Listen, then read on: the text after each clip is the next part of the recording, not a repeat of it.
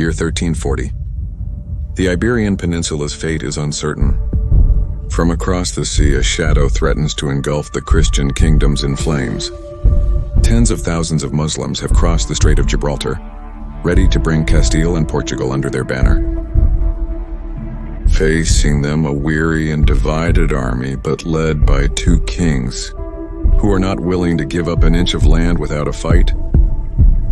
On a battlefield soaked with blood where strategy, faith, and combat reach their peak, one of the most decisive battles of the Reconquista will be fought. Victory will mean survival, defeat the beginning of a new invasion. Today, two cultures clash in a storm of steel, blood, and vengeance. The ultimate battle between the Cross and the Crescent Moon in the peninsula. Today, ladies and gentlemen, the Battle of Las Navas de Tolosa repeats itself. Today, we learn about the Battle of Salado.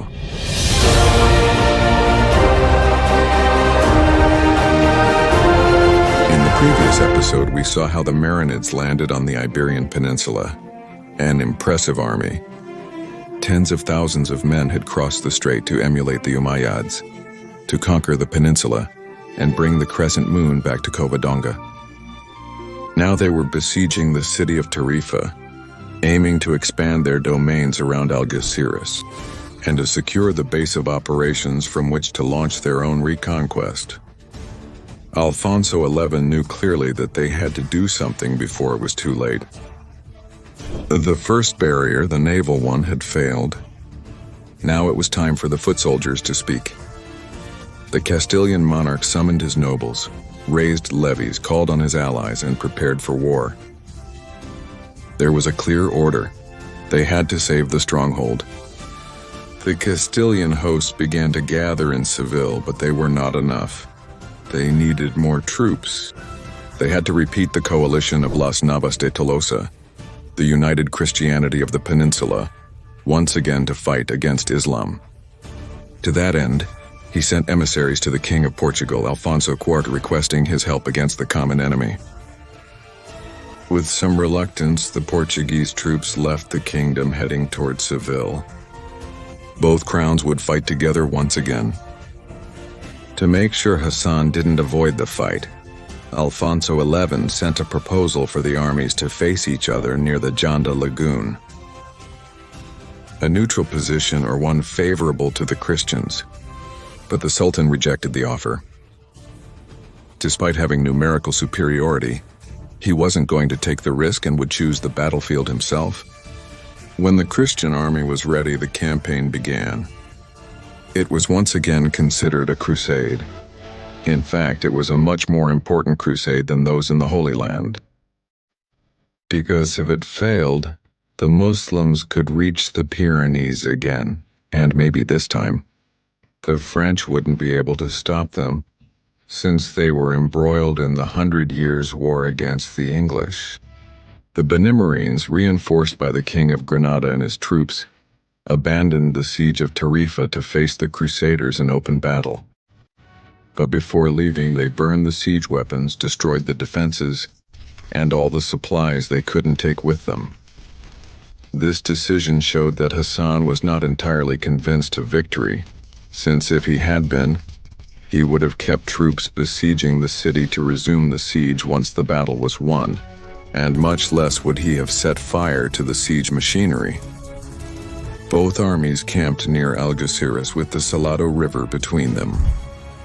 The Muslim camp was located on the heights of a hill, from where they could control everything that happened on the battlefield. Sultan Benimrin had around 66,000 men on his side, including the forces of Yusuf III, King of Granada. It was a large-scale invasion of the peninsula. Alfonso XI had gathered around 22,000. Among the troops of the crown, the forces of Portugal, the military orders, and the municipal militias, it was about a third of the Muslim power. On October 30th, the armies deployed facing each other, and between them the Salado River. The Christian vanguard was made up of the elite of Castilian nobility, the crown's elite troops, the best of the peninsula. It was led by Juan Núñez de Lara, Alonso Méndez de Guzmán and Don Juan Manuel. Apart from the professional troops, there were militias from Seville, Jerez, and Carmona. The center was led by Alfonso XI, surrounded by the guard and accompanied by the episcopal and archiepiscopal hosts, as well as a large number of nobles. And in the rear were the lower quality troops led by Gonzalo de Aguilar and Pedro Núñez de Guzmán. And it was made up of various militias, among which were those from Córdoba. The left flank was made up of the Portuguese, who numbered about 1,000 knights. They were of very good quality, but they were few, so they were reinforced by another 3,000 Castilians, all led by the King of Portugal, Alfonso XIII. And finally, on the right flank, there was Álvaro Pérez de Guzmán, who led his own host and the frontier troops, all of them with lighter weapons than the rest of the army. On the Muslim side, 4 corps were formed. The vanguard was formed by Hassan himself. On the right flank were the Granadans, led by their king, Yusuf III. The left flank was under the command of one of Hassan's sons, Umar. And finally, the rear guard was made up of 6,000 horsemen led by Asri, who would go wherever necessary. On Monday, October 30th, in the year 1340 of our Lord, all the men on the future battlefield woke up, knowing that what would happen in the next few hours would be decisive. The Archbishop of Toledo offered a mass and urged the soldiers to fight for God. When all the men were ready, Alfonso XI raised his arm to give the order to advance, but then he stopped. He noticed the sun would blind his men during the battle. He chose to postpone the fight for a few hours, and when the sun was high enough not to bother the Christians, he gave the order to advance. The orders were transmitted, and almost in unison, 22,000 men began the march. The Christian troops were approaching the river, and then the center and the rear guard stopped, allowing the vanguard and the flanks to advance to face the enemy. The Benimarine troops were protecting their side of the river, sticking close to the shore to gain a small advantage over the warriors who were crossing it. The stretch of the river that could be crossed was long, but at a certain point the river became deep, and it could only be crossed by a Roman bridge, which was defended by the Muslims. The Christian vanguard entered the river and then emerged on the other bank, charging the Benimiran forces. The battle spread across the entire front line. The Muslim archers fired at the mass of Christians who were trying to cross the river waters, causing injuries and casualties among the Castilian and Portuguese elite, at a disadvantage of 3-1. Alfonso needed to break through the front quickly to shatter their morale before the Muslims could take advantage of their numbers, and unfortunately for the Castilian monarch, the attack was stalled. They had to do something. He sent a message to Don Juan Manuel, demanding an explanation as to why the vanguard was unable to establish a bridgehead, and in this response he ordered that efforts be redoubled. The Castilian noblemen hesitated to send more men to the front. Don Juan Manuel's ensign tried to lead the charge to take the other side of the river. He grabbed the banner, raised it high, and at the same time began to trot forward. But the noble Castilian quickly struck him on the head with his mace, killing him instantly. This act surprised his men, who began to distrust their leader. And in fact, the entire Castilian vanguard came to be led by Juan Núñez de Lara. He did order his men to press further forward, trying to take advantage of the confusion caused by the actions of Don Juan Manuel. The Ruiz de la Vega brothers collected their knights from the army's right flank and rode off to the right, to the Roman bridge, which would allow them to flank the enemy forces. Once near the bridge, they faced it and hurriedly charged at a gallop against the few defenders protecting the other side. The knights lowered their lances and spurred their steeds to charge at full speed, and the hooves of their horses echoed on the cobblestones of the bridge, frightening the poor Muslims who were defending it. The clash came, and the Benimarines were trampled in their robes. Some were sent flying, and others met their end impaled by a Castilian lance. In less than a minute, the bridge belonged to the Castilians, before they had the entire enemy flank. At last, there was a bridgehead. However, Hassan, upon realizing what was happening, sent 2,500 cavalrymen from his reserve to confront the knights. The brothers sent messengers throughout Pisa to the king to inform him of the situation and request reinforcements. Meanwhile, they had all their men crossing to the river's other side. There were 800 of them, and they had to face and defeat a force of 2,500 men. May God keep them in his glory. They repeated the operation from a few minutes ago. They formed in tight lines, stirrup to stirrup, lances pointing forward. And what about the resolve of someone who wants to die in battle? When the knights got close, the 800 of Castilla spurred their mounts and charged at a gallop against the enemy forces. The clash was devastating for the Muslims since the Christians were much heavier, but even so, the enemy's numerical superiority was overwhelming. More than 3-1. And soon the Crusader knights began to fall. They couldn't resist, they couldn't hold the bridgehead, but in the heat of the fight they didn't realize what was happening.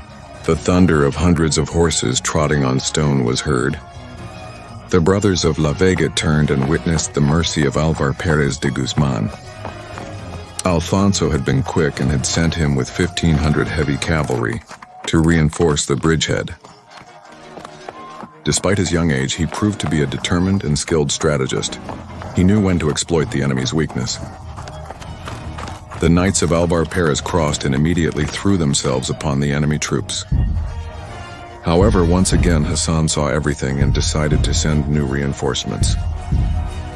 He was aware that if the flank fell, his army would be surrounded and annihilated. He ordered his son Umar to take 3,000 horsemen from his flank and send them to the bridge. He didn't want to send the rest of the reserve. In case any point on the front needed support, it was better to weaken the point where they were winning, and that point was the river. The 3,000 reinforcement riders set out swiftly and charged at the Crusader knights without any formation. The clash was brutal, and the Christian casualties were already numbering in the hundreds. They had tried and they were failing. They had to retreat. The knights began to fall back slowly, trying to keep their composure under the immense enemy pressure. They couldn't hold out, but if they turned around, they would be hunted like rabbits. They had to fight as they retreated. They were already crossing the bridge. When Alfonso, their king, acted again, he drew his sword. Leading the center of his army, he advanced to inspire his men and break the enemy lines. Juan Núñez de Lara and the Master of the Order of Santiago, seeing the king himself charging against the Preliminaries, urged their men to fight even harder, if possible. The troops in the center arrived, and the pressure became unbearable for the Muslim forces who, despite being more numerous, were not able to match the Castilian skill in the art of war. The Preliminaries began to retreat slowly, very slowly, inch by inch, step by step, but they were doing it, they were giving ground. Finally, the banners of Juan Núñez de Lara, which were on the right flank of the vanguard, were raised on the other side of the river, showing the rest of the army that it was possible, that if they wanted to and fought bravely, they could take the river. The pressure on the knights at the bridge was reduced and the fighting stalled.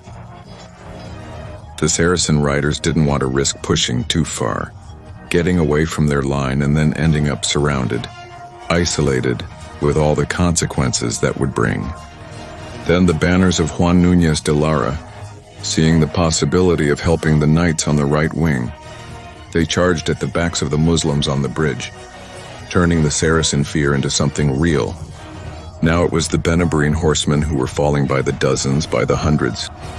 The Crusader knights pushed forward and regained the bridgehead they had established. They kept advancing, while Umar was forced to slowly pivot his left flank to avoid being attacked from the side, once his left wing fled. Indeed, shortly after, the Muslim left wing turned around and fled in disarray, giving the Christians the entire flank. The nobles decided to climb the hill slightly to charge downhill at the Muslims from behind, thus increasing the destructive power of their mounts. But then when the knights and the militiamen under their command saw that the Muslim camp was nearby, They decided that the loot was worth more than continuing to fight for their king. And without obeying orders, they rushed toward Hassan's camp. The camp was protected by about 11,000 men, a number far greater than the men charging against them. But then on the horizon, the banners of the Tarifa garrison could be seen. And since they were aware of the battle taking place, they had left the city and marched toward the Muslim rear without being spotted. Now they charged against Hassan's camp, eager for revenge. The Beni Marine in the camp, seeing themselves surrounded and considering the battle lost, started to run away. Some ran toward Algeciras, others toward the sea, and others simply disappeared into the mountains to avoid being caught.